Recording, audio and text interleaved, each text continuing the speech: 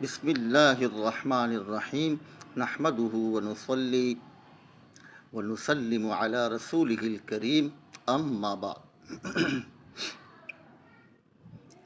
Cricket اور دوسرے کھیل کود ان کا شرعی حکم کیا ہے ابھی تک نظر سے نہیں گزرا کہ یہ جو کمائی ہے آیا حلال ہے یا حرام۔ یقیناً ہر ایک چاہتا ہے کہ وہ دولت مند ہو، کسی کے سامنے ہاتھ نہ پھیلائے اور خود مختار ہو اپنی زندگی میں۔ تو بات یہ ہے کہ اگر ایسا ہوتا تو پھر دنیا میں ابتلا کا معنی وہ بالکل فضول تھا،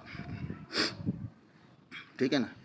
کیونکہ اگر حرمت و حلت اور متشابہات جب ان تمام چیزوں کا بیان ہو چکا تو وہاں مقبول عند اللہ وہی ہوگا جو اللہ تعالیٰ کا فرمان ہو یا جو معیار ہو۔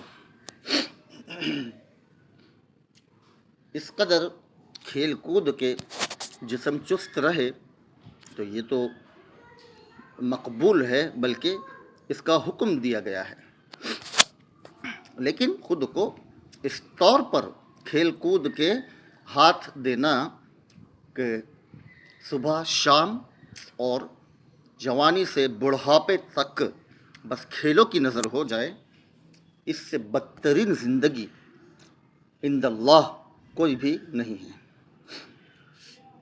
تو سب سے پہلے تو میں آپ کی خدمت میں عرض کر دوں کہ خدا را سینچریاں اور ففٹیاں بنا بنا کر سجدہ نہ کریں۔ اللہ تعالیٰ کو میرا اور آپ کا سجدہ نماز میں اس قدر مطلب اس کو ضرورت نہیں جو کہ سبب ہے میری آپ کی کامیابی کے لیے، یعنی علت ہے اس مخلوق کی پیدائش کے لیے۔ تو پھر خدا کی زمین پر خدا کی نافرمانی کر کے سجدہ شکر بجا لانا یہ کیسے مطلب مستحسن ہو سکتا ہے؟ اس لیے اسلام نے اس قدر تو اجازت دی ہے کہ کھیل کود ہو اور انعام و اکرام کے طور پہ کسی ایک کو کچھ اعزازاً دیا جائے، لیکن یہ ہرگز مطلوب نہیں کہ زندگی اس کے نام ہو جائے۔ اس کا تو باقاعدہ اللہ تعالیٰ کو حساب دینا ہوگا، کیونکہ جو مال کمایا اس کا بھی حساب دینا ہے، جو گوایا اس کا بھی حساب دینا ہے۔ اب رحمت کی تعویل کر کے یا جھوٹی تسلیاں قلوب کو دے کر کے جو من جانب الشیطان ہے بالکل درست نہیں۔ کیوں؟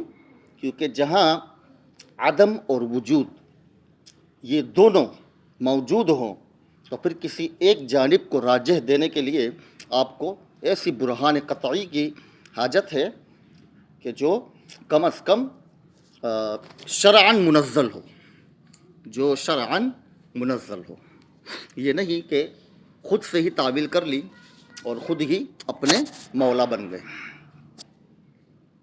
یہاں ذرا سی کوئی مصیبت آ جائے تو وہ فتووں کے لیے بھاگیں گے، لیکن جہاں سے منافع آ رہا ہو تو وہاں تو پوچھنے کی بھی زحمت نہ کریں گے کہ کہیں حرام کا فتویٰ نہ آ جائے، اور کلمہ حق پر خاموشی کا اختیار کرنا یہ عند اللہ مبغوض ہے، ٹھیک ہے؟ یاد رکھیں، علماء خاص طور پر اس بات کے ضامن ہیں کہ وہ ہر حلال و حرام کو بیان کریں، وہ تو کیا ان کی نسل بھی برباد ہو جائے۔ یہ میں تھوڑا سا سخت الفاظ ضرور استعمال کر رہا ہوں، لیکن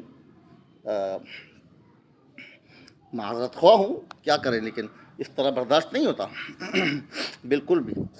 اللہ کے رسول صلی اللہ علیہ وسلم نے کیا فرمایا؟ انا اغیر من سعد واللہ اغیر منی۔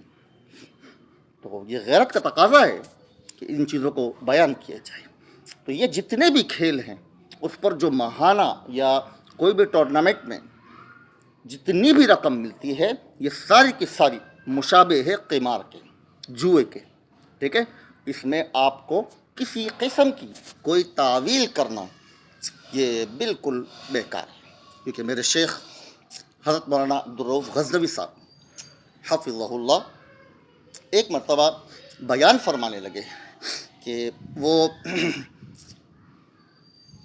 عمرہ کی ادائیگی کے لیے غالباً تشریف لے گئے تھے رمضان المبارک میں۔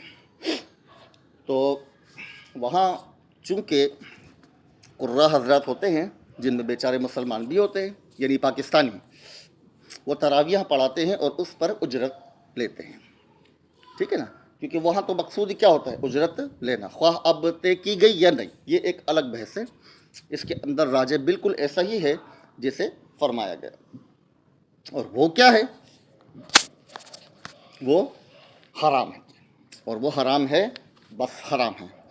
کیوں؟ کیونکہ ہمارے شیخ فرماتے ہیں کہ انہوں نے تو کچھ آہوزاری کی کہ لے لیتے، اس میں میرا تو کچھ نہ کچھ فائدہ ہو ہی جاتا، چلیے آپ کو اگر کوئی ضرورت نہیں تو انہوں نے تو حضرت نے فرمایا کہ بھائی آپ لے لیجئے اگر آپ لینا چاہیں تو، لیکن المعروف کالمشہور، ٹھیک ہے نا؟ یعنی کوئی بھی معروف چیز جو ہوتی ہے مشہور کے مانند ہے۔ اب اس میں کوئی بات طے کی جائے یا نہیں، ہر ایک کو معلوم ہے کہ آپ کو ہر مہینے جو ہے اتنے لاکھ مل جائیں گے، ہر ایک کو معلوم ہے کہ اس ٹورنامنٹ میں جیتیں ہاریں بہر صورت کچھ نہ کچھ مل جائے گا۔ تو یہ سارا کا سارا قمار اور جوئے کے مشابہ ہے۔ یہ اس میں کوئی آپ کا خون پسینہ نہیں نکل رہا ہے۔ یہ مطلب اس کو علت بنانا کہ ہم خون پسینہ بہاتے ہیں تو اس پر کیا ہم اجرت نہیں لیں، تو نہ نہیں لیں نا بھائی۔ آپ سے کس نے کہا؟ کس نے کہا آپ سے کہ کھیل کود کریں؟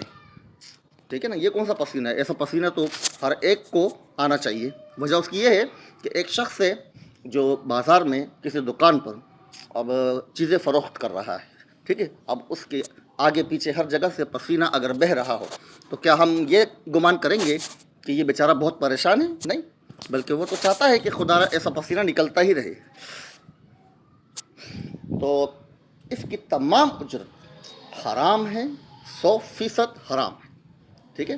اور اگر کسی کو کوئی اس پر دلیل معلوم ہو تو ضرور بیان کریں انشاءاللہ، ٹھیک ہے؟ کیونکہ ہم نے تو ہر زاویے سے دیکھ لیا کہ اس میں آج کل تو بدترین قسم کے جو لوگ ہیں وہ یہی ہیں جو کھیل کود کر رہے ہیں اور دنیا کو بھی غافل بنا رکھا ہے اللہ کی ذات سے، اور خود کو بھی اور اپنی آل و اولاد کو بھی، کہ تمہاری شکلوں پر خدا کی لعنت ہو تا قیامت، جب تک کہ تم ان چیزوں سے بیزاری کو اختیار نہ کر لو۔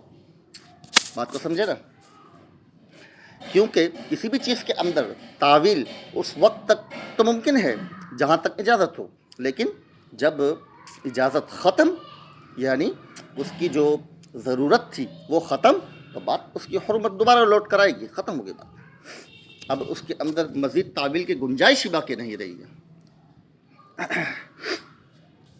بالکل ایسا ہی ہے جیسے کسی خنزیر کا کھانا، اب وہ جو ہی پیٹ بھرے گا تو آپ نہیں کھائیں گے، ہے نا؟ ایسا ہی ہے نا؟